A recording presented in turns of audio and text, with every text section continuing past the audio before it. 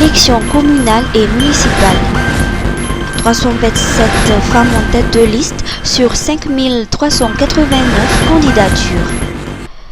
La Commission électorale nationale indépendante ou la CENI a publié hier la liste finale des candidats pour les élections communales et municipales prévues le 11 décembre 2024. Selon ce document, 81 communes n'ont qu'un seul candidat. 8 communes présentant jusqu'à 8 candidatures, tandis que 30 en comptent 7.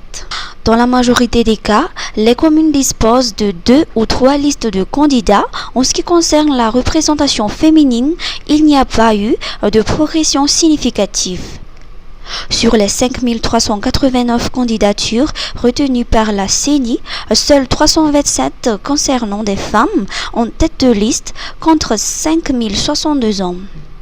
Ainsi, les femmes représentent seulement 6,6% des candidats au poste de maire des 1695 communes de Madagascar, comme l'a indiqué Arsène Dam, président de la CENI. Filet social.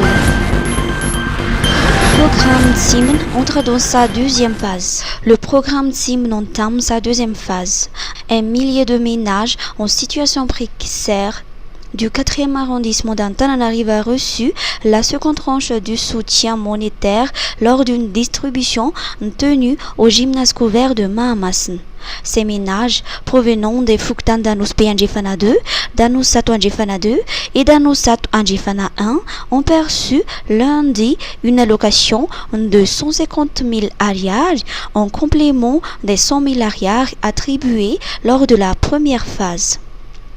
Aurélie Razafzat, ministre de la Population et des Solidarités, a précisé que cette seconde tranche est destinée aux bénéficiaires de la première qui ont réussi à scolariser leurs enfants et à mettre en œuvre les conseils et formations dispensés par le FID. Stade des Baria.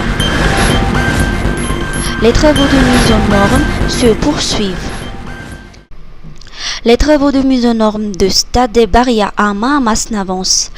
D'après Gérard Anjiamanoissou, secrétaire d'État chargé des nouvelles villes et de l'habitat, l'aménagement des vestiaires conforme aux exigences de la Confédération africaine de football ou CAF est désormais terminé. Cependant, il reste à s'occuper de la pelouse dont les nouveaux gazons devraient être installés d'ici la fin du mois. En attendant, vendredi, Madagascar devra accueillir la Gambie au Maroc, faute de stade homologué. Alfred Rangiamanampsou, président de la Fédération malgache de football, souligne que joueurs et supporters aspirent à pouvoir jouer au stade des Baria.